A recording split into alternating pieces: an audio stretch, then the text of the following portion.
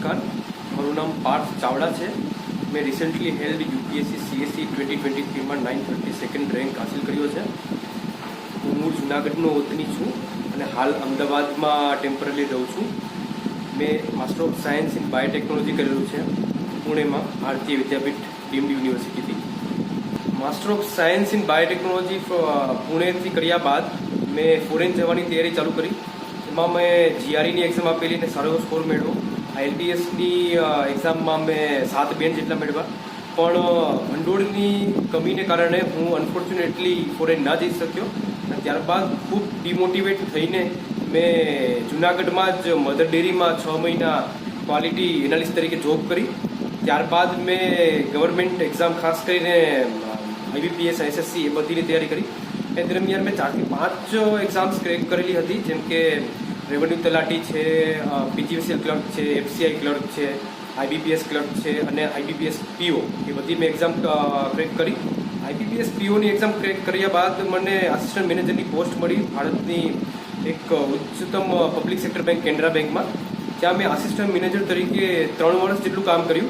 પણ ત્યારબાદ મેં યુપીએસસીની જર્ની સ્ટાર્ટ કરવાનું નક્કી કર્યું અને 3 વર્ષ બાદ મેં ત્યાંથી રેઝિગ્નેશન આપીને ફૂલ ફ્લેજમાં યુપીએસસીની તૈયારી ચાલુ કરી. બેંકમાં હું જ્યારે પોતે બ્રાન્ચ સંભાળતો હતો ત્યારે મારે વારંવાર કલેક્ટર, આસિસ્ટન્ટ કલેક્ટર, આઈપીએસ એવા બધા લોકો સાથે મળવાનું થતું હતું. એ લોકોની જોબ પ્રોફાઇલ મને બહુ ઇન્ટરેસ્ટિંગ લાગતી હતી, ડાયવર્સિફાઈડ લાગતી હતી અને ઇમ્પેક્ટફુલ લાગતી હતી કે એ પોતાની એક્શન્સથી ઘણા બધા કાર્યો કરી શકે છે, સમાજમાં કંઈક બદલાવ લાવી શકે છે.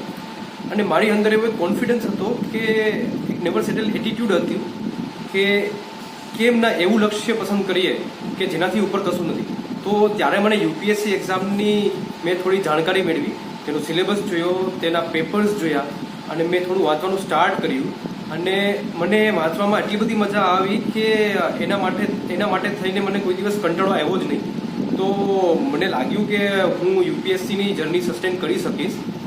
ત્યારબાદ મેં નક્કી કર્યું કે મારે યુપીએસસીની જર્ની કરવી જોઈએ અને મેં બેંકમાંથી એ સમયે રેઝિગ્નેશન આપ્યું અને 3 મહિનાના વાંચન બાદ મેં 2019માં ફર્સ્ટ એટેમ્પ્ટ આપ્યો કે જે ઓબ્વિયસલી તૈયારીના ભાવને કારણે હું ક્રેક ના કરી શક્યો. 3 માર્ક્સથી પેપર 1 અને પેપર 2માં બંનેમાં રહી ગયો. ત્યારબાદ મેં 2020માં સેકન્ડ એટેમ્પ્ટ આપ્યો કે જેમાં મેં મેઇન્સ લખી હતી, પણ મેઇન્સ મારી ક્રેક નથી થઈ. ત્યારબાદ 2021માં મારો થર્ડ એટેમ્પ્ટ હતો, જેમાં હું પ્રિલિમ્સમાં સીસેટના પેપરમાં ફેલ થયો, ખૂબ ડિમોટિવેટ થયો. ત્યારબાદ 2022માં પણ અનફોર્ચ્યુનેટલી એ જ વસ્તુ થઈ, સીસેટનું પેપર હું ક્રેક ના કરી શક્યો અને 2023ના પેપરમાં મેં મારું ફોર્ચ્યુનેટલી પ્રિલિમ્સના બંને પેપર નીકળી ગયા. મેં મેઇન્સ ખૂબ જ સારી રીતના આપી, ઇન્ટરવ્યૂ આપ્યું અને 2023માં મેં આ એક્ઝામને ક્રેક કરી. મારી આ યુપીએસસીની જર્નીમાં મેં ઘણા સ્ટ્રગલ જોયા છે. 2020ની મેઇન્સ આપ્યા પછી 2021માં મને મારી આંખમાં રેટિનલ ડિટેચમેન્ટ ડિટેક્ટ થયું, જેને કારણે મારે ઓપરેશન કરાવવું પડ્યું અને 40% જેટલી વિઝન મેં જમણી આંખમાં ગુમાવી દીધી, જેને કારણે હું આઈપીએસ ને એ બધી પોસ્ટ માટે ઇનેલિજિબલ થયો.